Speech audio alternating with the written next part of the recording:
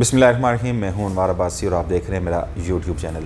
सबसे पहले मैं आपको रिक्वेस्ट करूंगा कि चूँकि मेरा जो पुराना यूट्यूब चैनल था अनवार अब्बासी के नाम से, उस पर 3 स्ट्राइक्स आ गई हैं। आई थिंक किसी पॉलिसी की मैंने वायलेशन की या कुछ भी था, जिसकी वजह से उस पर स्ट्राइक्स आ गई है। मैंने नया यूट्यूब चैनल स्टार्ट किया है, सुप्रीम न्यूज़ के नाम से ही स्टार्ट किया है। तो मेरी आप तमाम दोस्तों से ये गुजारिश है कि मेरा ये यूट्यूब चैनल आप सब्सक्राइब कर दें और बेल आइकन को भी प्रेस कर दें, ताकि ज़्यादा से ज़्यादा मेरी वीडियोस और ताज़ा तरीन अपडेट्स आप तक पहुंचती रहें। प्रोग्राम्स के सिलसिले को हमने जारी रखा हुआ है और अब इस फोरम से आपकी खिदमत में हाज़िर हुआ करेंगे। मैं आपसे एक मरतबा फिर रिक्वेस्ट करता हूं कि मेरे इस चैनल को ज़रूर सब्सक्राइब कीजिएगा और बेल आइकन को प्रेस कीजिएगा, और अपने दोस्तों से भी रिक्वेस्ट कीजिएगा कि इस चैनल को सब्सक्राइब करें, ताकि ज़्यादा से ज़्यादा मेरी वीडियोस और मेरी जो न्यूज़ हैं आप तक पहुंचती रहें।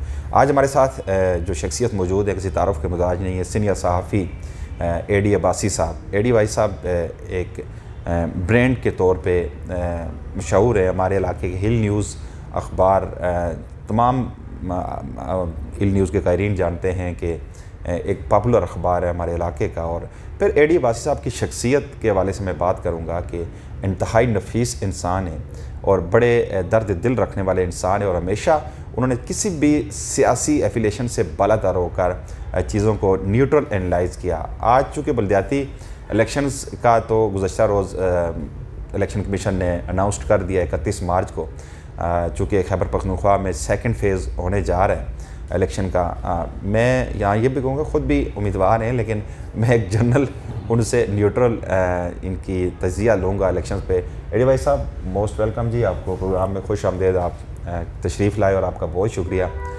इलेक्शन का अनाउंस हो चुका है, सियासी गेमा गेमी फिर से तेज़ी आ चुकी है। एक सवाल मैंने आपकी तहरीर पढ़ी थी हिल न्यूज़ के आपके पेज पर, आपने बड़ी ज़बरदस्त वहाँ पे आपने वो तहरीर की थी, इलेक्शंस के हवाले से आपने एनालाइज़ किया था। आप क्या समझते हैं, मुस्लिम लीग नून के दरमियान इत्तेफाक के राय हो गया है, दोनों ग्रुप एक पेज पर आ चुके हैं? बिस्मिल्लाहिर्रहमानिर्रहीम। सबसे पहले तो मैं अनवार अब्बासी साहब आपका शुक्रिया अदा करता हूँ। मैं इस तारीफ़ के लायक नहीं हूँ जो अपनी ज़्यादा आपने मेरी हमेशा तारीफ़ करते हैं। और साथ साथ मैं ये भी कहता चलूँ कि अनवार अब्बासी साहब ने जो सुप्रीम अखबार है, बड़े मुख्तसर अरसे में उसने जो मकबूलियत हासिल की है, बहुत कम अखबारात को ऐसी मकबूलियत मिलती है। साथ साथ अब इन्होंने जो सुप्रीम का यूट्यूब चैनल शुरू किया है, इंशाल्लाह मुझे पूरी उम्मीद है कि वो भी कामयाब होगा, क्योंकि ये ख़ुद अच्छे इंसान है।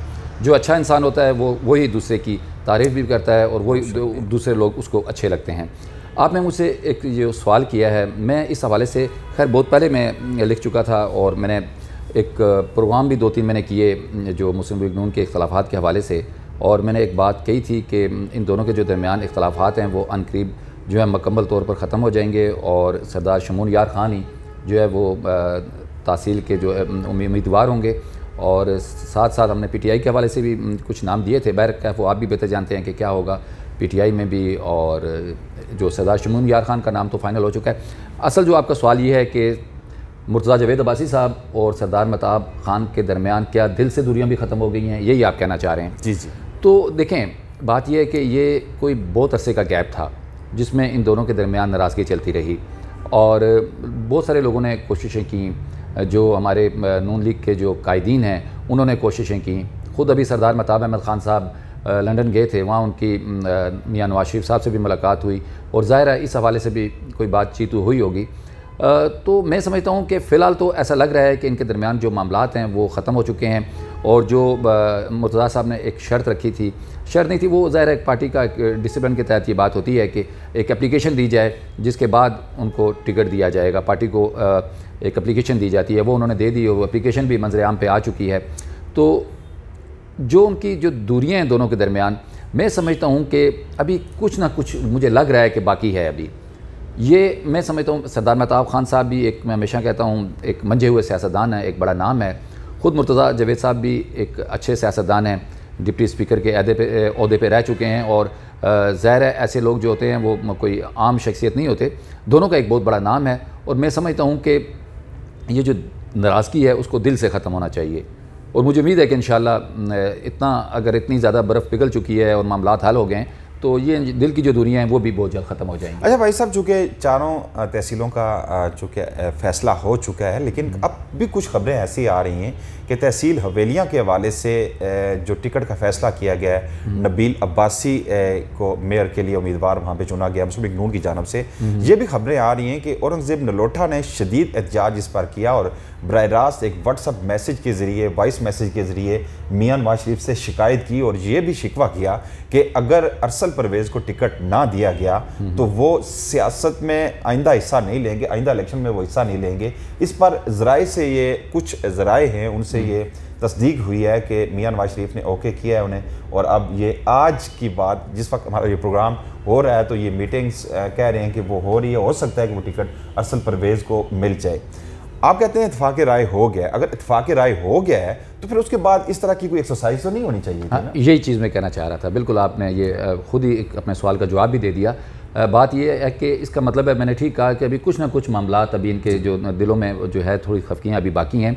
और देखें, नबील अब्बासी साहब की मैं वीडियोज़ वगैरह भी मैं सुन रहा हूँ, वो बड़ी पुरजोश तकरीर वगैरह भी कर रहे हैं। मेरी उनसे इतनी कोई मुलाकात नहीं है, लेकिन जो आपने अरसल परवेज़ साहब का कहा कि वो औरंगज़ेब नलोटा साहब, आपको तो ये पता है कि जब ये ग्रुप बंदियाँ थी तो औरंगज़ेब नलोटा, बैरिस्टर जावेद साहब, सरदार महताब साहब का एक ग्रुप था, मुर्तज़ा जावेद साहब, अमीर मुकाम साहब, इनका एक अलग ग्रुप वगैरह, ये सारे मामला थे। तो ये अगर इस तरह के मामला रहे तो इसका मतलब है कि हज़ारा की जो सियासत है इस टाइम तक अभी भी इसका मतलब ग्रुपबंदियाँ मौजूद हैं। तो ये ग्रुपबंदियाँ मुस्लिम लीग नून को नुकसान देंगी। और अगर सरदार महताब और मुर्तज़ा जावेद साहब के दरमियान भी अगर सही तरीके से अगर अंदरून खाना अभी कुछ मामला बाकी हैं तो उनको भी दूर होना चाहिए। और इसके साथ साथ ज़ाहिर है, देखें, कुछ लोग ऐसे भी थे जो सरदार महताब को छोड़कर मुर्तज़ा जावेद साहब की तरफ आ गए थे।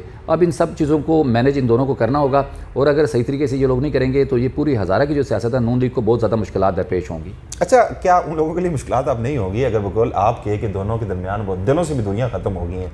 अब दिलों से मैंने ये नहीं कहा, मैंने कहा कि दिलों से दूरियां नहीं खत्म हुई अभी, मैं साफ कह रहा हूं। वो लोग थे जो सरदार महताब के दोस्त थे या मुर्तज़ा जावेद अब्बासी ग्रुप में आ गए थे, या मुर्तज़ा जावेद अब्बासी ग्रुप के जो लोग थे सरदार महताब ग्रुप में चले गए थे, अगर ये दोनों लीडर जो हैं एक हो जाते हैं, एक पेज पर आ जाते हैं, तो फिर उन लोगों का क्या होगा? अच्छा, ऐसा है कि देखें, एक तो आपने बात कही कि सरदार महताब साहब के, वो बात तो ठीक है, उनके लोग बहुत सारे मुर्तज़ा जावेद साहब के आए थे, लेकिन मुर्तज़ा जावेद भाई साहब का कोई नहीं गया था। कोई नहीं गया था। अच्छा। शायद एक आध कोई ऐसा हो मामला।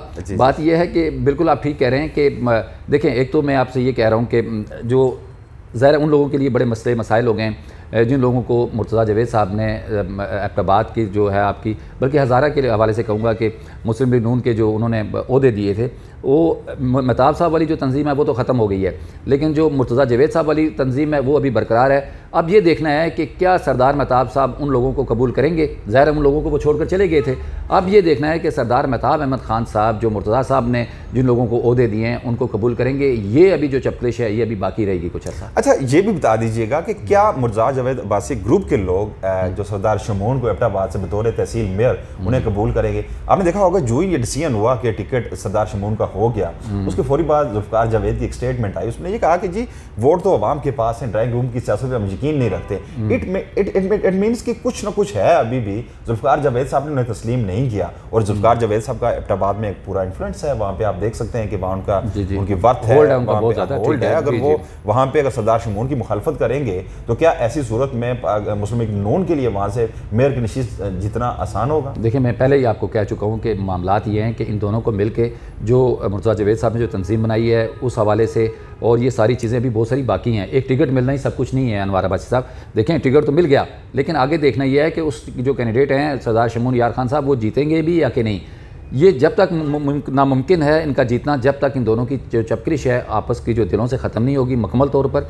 और उसके बाद जो तंजीम मुर्तज़ा जावेद साहब ने बनाई है उसको जब तक सरदार महताब अहमद ख़ान कबूल नहीं करेंगे उस टाइम तक मुमकिन हो सकता है इसमें अगर थोड़ी सी कोशिश की जाए। लेकिन मसला ये है कि ये देखें, मैंने आपको बताया कि ये गैप काफ़ी सालों का गैप है, इसको एकदम ये जो है दूर नहीं हो सकता। इसमें सिर्फ सरदार महताब खान या मुर्तज़ा जावेद साहब ही नहीं है, बहुत सारे बीच में लोग हैं जो ज़ाहिर है यूथ के, आपकी जो नून लीग की जो यूथ है वो लोग हैं, वो भी बहुत सारे ऐसे जिनको ओहदे दिए गए हैं, वो सारे लोग इस टाइम शामिल हैं। उन सबको एतमाद में लेना होगा, क्योंकि अभी तो किसी को भी एतमाद में नहीं लिया गया।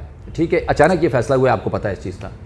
अच्छा, ये भी बताइएगा कि तहसील लोरा के हवाले से तो ज़रा आपका एक बड़ा वसी नेटवर्क है, लोरा की सियासत से भी आप वाकिफ़ हैं। वहाँ पर टिकट दिया गया था जनाब इफ्तिखार अब्बासी साहब को। जी। बाद में कुछ खबरें आ रही थी कि उनसे भी टिकट वापस लिया जाएगा, लेकिन लिया नहीं गया। इस मामले में मुर्तज़ा जावेद अब्बासी साहब ने अपनी बात मनवाई है और उन्होंने ये इस बात पे इसरार किया कि लोरा 25% बनता है डिस्ट्रिक्ट एबटाबाद का टोटल, तो ये टिकट उनसे वापस ना लिया जाए, क्योंकि मुर्तज़ा अगर इफ्तिखार अब्बासी का टिकट वापस ले लिया गया तो पार्टी पे बड़ा नेगेटिव इम्पैक्ट पड़ेगा और फिर मुमकिन नहीं है कि हम लोरा की सीट नशस्त जीत सके।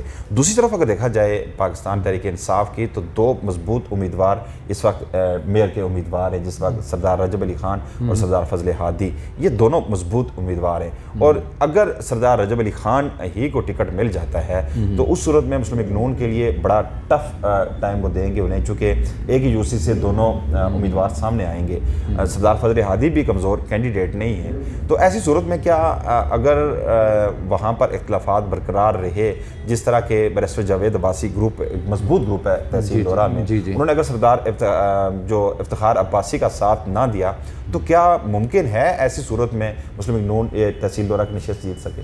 हाँ, बहुत अच्छा सवाल किया आपने। अच्छा, ये तो तय हो गया था जिस दिन मुर्तज़ा जावेद साहब और सरदार महताब के दरमियान जब ये सुलहनामा हो रहा था और सरदार शमून यार खान के हवाले से बातचीत हो रही थी, तो उसी दिन ये बात उन्होंने मनवा ली थी। आपने बिल्कुल ठीक कहा मुर्तज़ा जावेद अब्बासी साहब ने कि इफ्तिखार अब्बासी साहब को ही टिकट दिया जाए। अच्छा, दूसरी तरफ जो आप बात कर रहे हैं कि रजब अली साहब हैं और दूसरा कौन सा आपने नाम लिया, सरदार फजल हादी।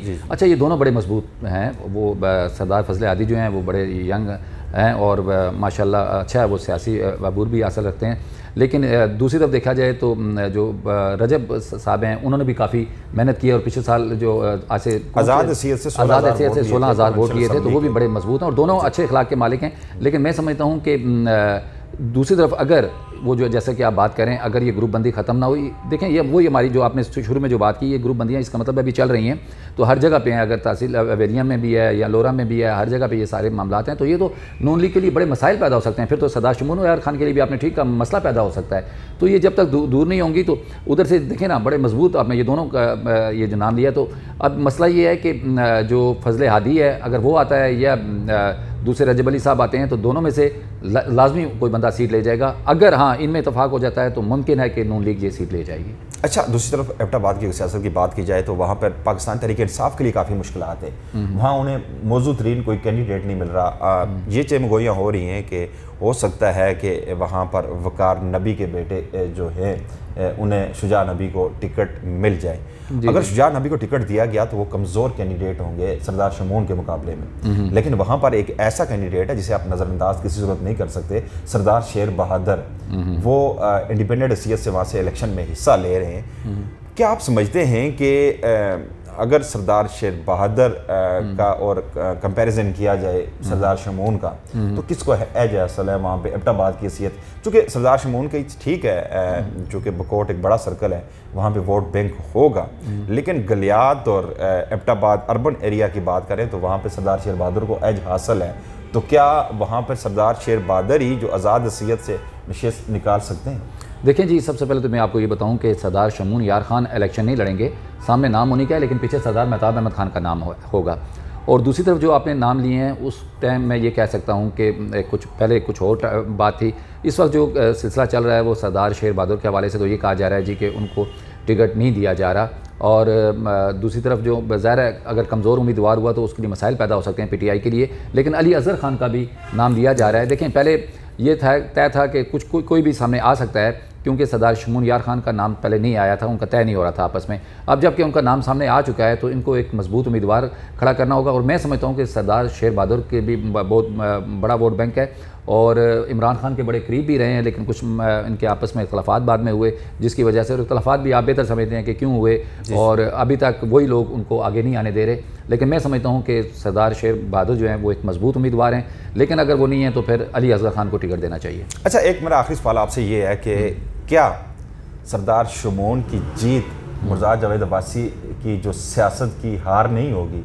क्या मुर्तज़ा जावेद अब्बासी साहब चाहेंगे कि सरदार शमून तहसील मेयर का इलेक्शन जीत जाए, और ये जो तासर आम था कि सरदार महताब की अब सियासत ख़त्म हो रही है, दोबारा से उन्हें एनर्जेटिक करने के मुताबिक होगा, तो क्या मुर्तज़ा जावेद अब्बासी साहब चाहेंगे कि वो नशस्त जीत जाए? देखिए जी, बड़ा मुश्किल और बड़ा अच्छा सवाल किया आपने। बात ये है कि देखें, ये तो अब सारे जो कायदीनी बैठे हैं और मेरा ख़्याल है कि मुर्तज़ा साहब को अब ये एक्सेप्ट करना भी पड़ेगा। और जो सरदार महताब खान साहब के हवाले से कहा जा रहा था कि उनकी सियासत जो है वो ख़त्म हो गई है, यकीनन जब वो बूस्ट अप होंगे दोबारा, अगर सरदार शमून यार खान कामयाब हो जाते हैं, लेकिन जहाँ तक ताल्लुक़ है मुर्तज़ा जावेद अब्बासी साहब का कि वो कबूल करेंगे या नहीं कबूल करेंगे, ये तो अभी कोई कबल वक्त कोई कुछ भी नहीं कहा जा सकता। लेकिन मैं ये समझता हूँ कि सरदार महताब साहब दोबारा इन हो जाएंगे सरदार शमून यार खान के जीतने के बाद। उन्होंने अपना आप मनवाया भी है ना, ये देखें ये जो कमेटी बनी है और ये टिकटों के फैसले हुए, पहले तो एक लम्हे पे ऐसा नहीं लग रहा था कि एक टिकट भी सरदार महताब ग्रुप को मिल सकता है। यही बात अब ये मुबैना तौर पर 3 टिकट वो ले गए। जी यही बात तो अब 2 टिकट मतलब यही बात और तीसरा भी एक्सपेक्टेड है कि हो सकता है वो हो जाए। अच्छा, मैं आपको एक और बात भी बता दूँ कि ये जो आगे कुछ अर्सा आगे जाके आप देखेंगे कि जो मुस्लिम लीग नून की जो आला क़यादत है वो कुछ और फैसले भी करेगी इन दोनों के हवाले से। और ये एक मैं समझता हूँ कि हज़ारे की सियासत में नून लीग के हवाले से बहुत बड़े अहम फैसले आने वाले हैं। खुद इलेक्शन लड़ रहे हैं? मैं देखें बिल्कुल ठीक कह रहे हैं आप। अच्छा अनवार भाई साहब, बिल्कुल आप ये एक अच्छा दोबारा एक सवाल किया है, मेरे हवाले से किया, शुरू में भी आपने बात की। और देखें अभी 2 दिन रह गए हैं कागजात जमा कराने में, और कागजात तो वसूल कर चुके हैं, नॉमिनेशन पेपर मैंने वसूल कर लिए थे। तो आप जैसे दोस्तों ने और बहुत सारे जो दोस्त हैं, सच्ची जो बात है, मुझे मशवरा दे रहे हैं कि आप जो खिदमात सहाफ़त आप मुझे पूछें मुझे क्या करना चाहिए। हाँ, मैं आ रहा हूँ आपकी तरफ। जो सहाफ़त में जो खिदमात इंजाम में दे रहा हूँ, मतलब उस हवाले से आप ही ने कहा कि वो बेहतर हैं। और बहुत सारे लोगों के जो मुझे राय आई है वो यही है कि आप इलेक्शन में हिस्सा ना लें, क्योंकि अगर आपने हिस्सा ले लिया इसमें तो फिर आपको सहाफ़त छोड़नी पड़ेगी। और मैं ये अपने नाज़रीन को बताता चलूँ कि मैं सब कुछ छोड़ सकता हूँ, सहाफ़त नहीं छोड़ सकता। लेकिन आप बताएं क्या करना चाहिए मुझे। बड़ा ज़बरदस्त आपने मेरी बात पहले ही आपने कह दी, मेरे मुंह की बात आपने कह दी। एडी भाई साहब का बिलाज शोबा एक नाम है सहाफ़त की में, और बड़ा रिस्पेक्टेड नाम है। मतलब वो कोई कंट्रोवर्सी नहीं है इनके वाले से, और न्यूट्रल जर्नलिज्म इन्होंने किया है। हमने देखा है कि पहाड़ी बेल्ट खित्ता कोसार की ये आवाज़ बने। हमेशा इन्होंने तमाम पॉलिटिकल पार्टीज़ को यकसां इन्होंने अपने अखबारात में, अपने वेब चैनल्स पे इन्होंने यकसां कवरेज भी दी, और इन्होंने पूरे इस खित्ता कोसार की आवाज़ बने।